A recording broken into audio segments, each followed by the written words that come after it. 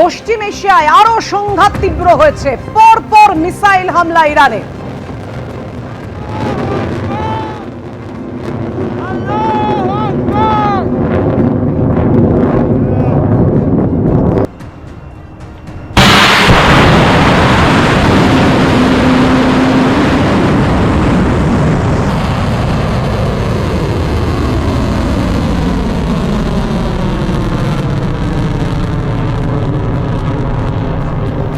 আর এর মধ্যে পশ্চিম এশিয়ায় সংঘাতের আবহে ফের পোস্ট ডোনাল্ড ট্রাম্পের।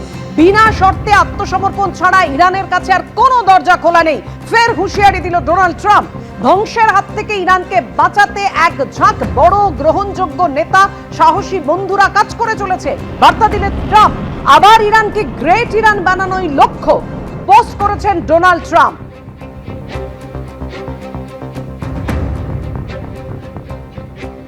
দেখুন, ট্রাম্প বলেছিলেন 4 থেকে 5 সপ্তাহ যুদ্ধ চলবে।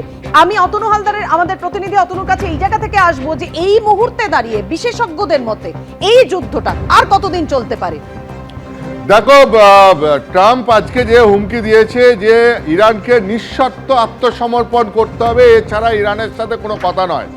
এবং একই সঙ্গে আমেরিকার সংবাদ মাধ্যমে এই খবর প্রকাশিত হয়েছে যে পেন্টাগন অন্তত যুদ্ধ বিশেষজ্ঞদের বা এই ধরনের যুদ্ধ চললে পরে যে সমস্ত বিশেষজ্ঞদের প্রয়োজন হয়, এই বিশেষজ্ঞদের অন্তত আরও 100 দিনের জন্য তারা চেয়েছে, যে অন্তত 100 দিনের জন্য সাপোর্ট সিস্টেম তারা রাখতে চাইছে।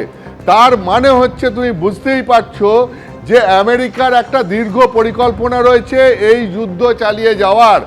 অর্থাৎ আজকের এই ট্রাম্পের হুমকির মাধ্যমে এটা পরিষ্কার যে যতক্ষণ পর্যন্ত ইরান নিঃশর্ত আত্মসমর্পণ না করবে ততক্ষণ পর্যন্ত আমেরিকা ইসরায়েল এই যুদ্ধ চালিয়ে যাবে। আবার তুমি যদি অন্যদিকে দেখো, ইরান তারাও আত্মসমর্পণে রাজি নয়।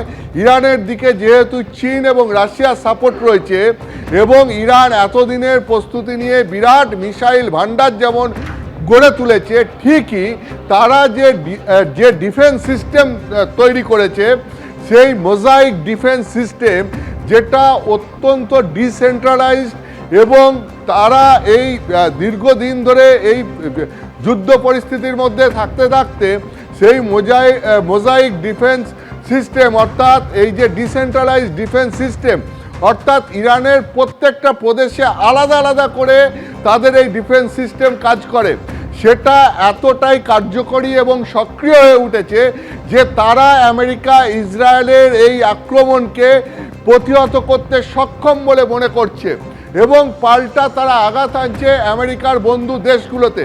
ফলে একদিকে ইরান যেরকম পিছিয়ে আসতে রাজি নয়, সেরকম আমেরিকাও ইরান যতক্ষণ পর্যন্ত না নিঃশর্ত আত্মসমর্পণ করবে ততক্ষণ ছাড়তে রাজি নয়।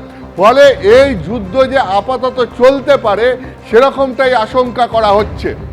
এবিপি আনন্দ, এগিয়ে থাকে, এগিয়ে রাখে।